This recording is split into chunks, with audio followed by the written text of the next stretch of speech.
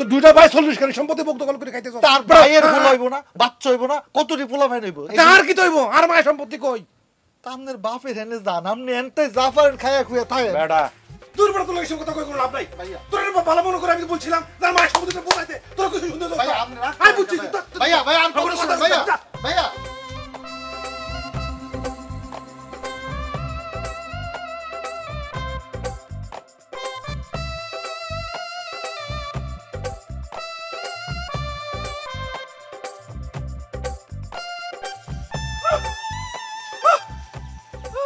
কি ভাই